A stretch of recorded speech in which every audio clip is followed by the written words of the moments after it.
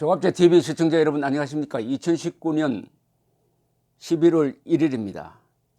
금요일만 되면 발표되는 한국갤럽 여론조사 결과를 요약해서 말씀드리겠습니다. 10월 29일에서 31일 사이에 전국 1000명을 대상으로 한 여론조사고 플러스 마이너스 3.1%포인트의 표본 오차를 가지고 있습니다. 항상 하는 게 문재인 대통령 직무수행 평가입니다. 잘하고 있다 44%, 잘 못하고 있다 47%입니다. 전주에 비해서 잘하고 있다가 3%포인트 올랐습니다. 잘 못하고 있다는 3%포인트 줄었습니다. 추석 이후 처음으로 잘 못하고 있다가 50%대 밑으로 떨어졌습니다. 그러니까 문재인 국정평가가 상당히 회복이 되었다.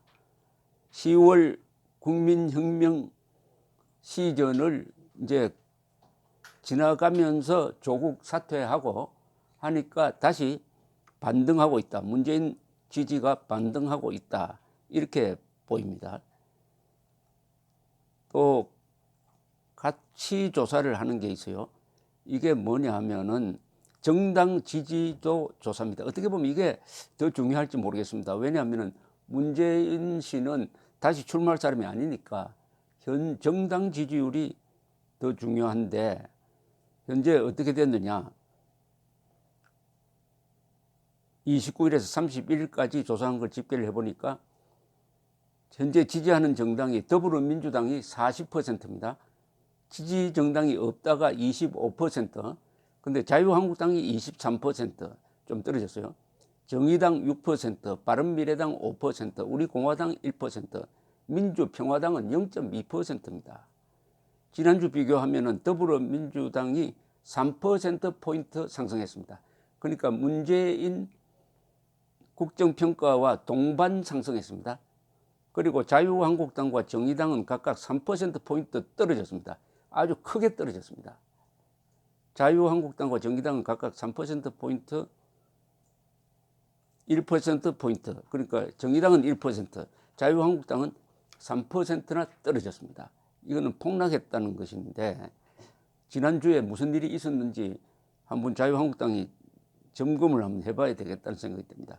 이 자유한국당의 지지도는 작년 7월에는 평균 10%대에 그쳐서나 점진적으로 상승해가지고 올해 3월부터 황교안 체제가 들어서고 나서 20%대를 넘었었습니다. 그러다가 5월 둘째 주에는 25%까지 올랐어요. 그리고 다시 하락해서 8월 초까지 20%를 이렇게 언저리를 맴돌다가 조국 사태가 있고 장외투쟁을 하면서 올라서 10월 둘째 주에는 27%까지 올랐습니다. 그래서 더불어민주당은 또 떨어지고 해서 당시에 이 차이가 2016년 탄핵 사태 이후 처음으로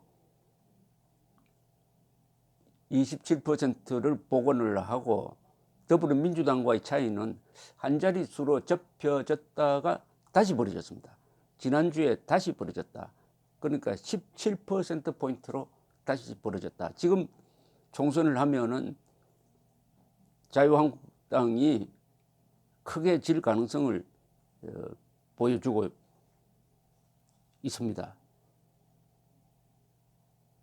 그 다음에 이 더불어민주당 지지율을 보면은 40%까지 올랐는데 이게 어느 지역에 지지율이 많으냐 하는 것은 뭐 예상한 대로 광주 전라도 지역이 압도적으로 높고요. 그 다음에 30대, 40대가 높습니다. 압도적으로 높습니다. 그 다음에 업종별로는 화이트 칼라가 아주 높아요. 30대, 40대 화이트 칼라 전라도 사람들. 이게 더불어민주당 지지층의 코어를 이루고 있습니다. 그런데 자유한국당은 이런 코어가 없어요.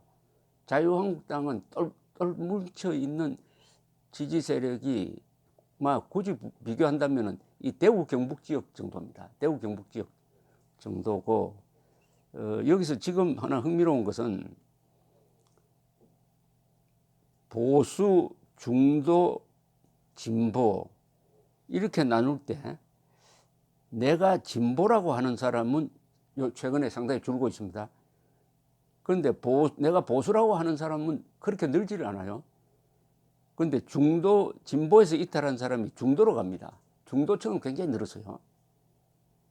이게 뭘 이야기하느냐 하면 여론에 큰 변화가 일어나고는 있는데 진보에서 이탈하는 사람이 자유한국당 지지로는 안 간다는 겁니다. 중간을 한번 거친다는 겁니다. 그러니까 무당층이 늘고 있습니다. 무당층, 아직 결정하지 않은 사람이 한 25%대를 유지를 하고 있습니다. 이 표가 어디로 기우느냐에 따라서 내년 선거가 결정되는데, 이제 자유한국당의 경우에 해결해야 될 게 여러 가지가 있지만은 보수 통합을 이룰 수 있느냐는 거죠.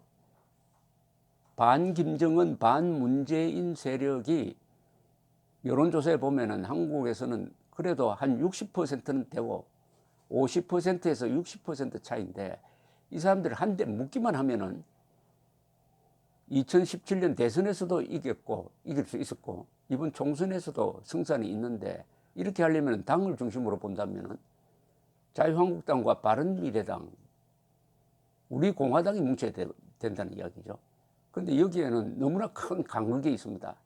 우리 공화당은 탄핵에 찬성했던 자유한국당 내 사람들을 아주 거세게 비판을 하고, 바른미래당은 또 탄핵에 찬성했던 사람과 이른바 중도파가 같이 모인 정당이고, 자유한국당은 탄핵에 찬성했던 사람과 탄핵에 반대했던 사람이 공존하고 있습니다.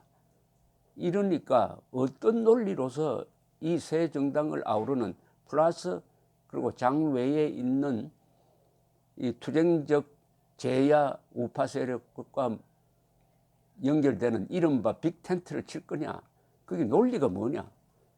논리와 명분이 같이 있어야 하고 동시에 전략이 들어가야 하는데, 이것을 할 수 있는 사람은 아주 위대한 리더십을 가진 사람이라야 됩니다. 그리고 카리스마가 있어야 돼요. 근데 안타깝게도 지금 자유한국당이나 보수 우파 전체에 그런 사람들이 보이지 않고 있습니다. 그러나 10월 국민 대집회를 통해서 거대한 변화가 일어나고 있는 것 또한 사실입니다. 이 거대한 변화는 바로 자유우파 통합, 반대한민국 세력 통합을 부르짖고 있습니다. 이 10월 3일, 10월 9일, 10월 25일 집회에 나가보면은 박근혜 그리고 탄핵 문제를 공론화하는 사람이 없었어요. 거기서는 그게 중요한 게 아니다 하는 일종의 합의가 이루어졌다고 봐야 되죠.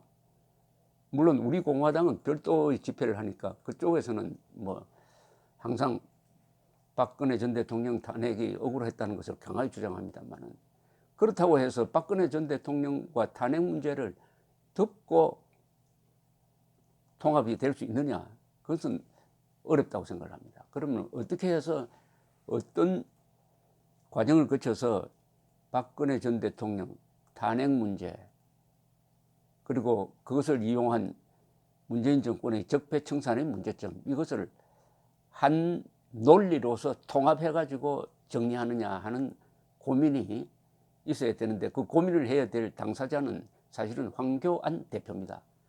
황교안 대표가 이 일을 할 수 있는 시간이 있었는데 점점 총선에 가까이 가니까 시간적으로 참 여러 가지로 쫓기고 어려운 점은 이해를 하지만은 이 문제의 정리가 있어야 된다고 생각합니다. 정리가 중요합니다. 어떻게 정리하느냐, 그리고 그걸 가지고 국민들에게 어떻게 알리느냐, 그리하여 과거를 어떻게 정리하느냐는 겁니다. 과거를 청산하자는 게 아니에요. 가장 중요한 것은 이 정권이 부정하려고 하는 이명박 박근혜 시대를 지켜내야 합니다. 이명박 박근혜 시대 9년입니다. 굉장한 성취가 있었습니다. 문재인 정권의 실정이 오히려 이명박 박근혜는 국정을 위해서 열심히 했다는 것을 보여주고 있습니다.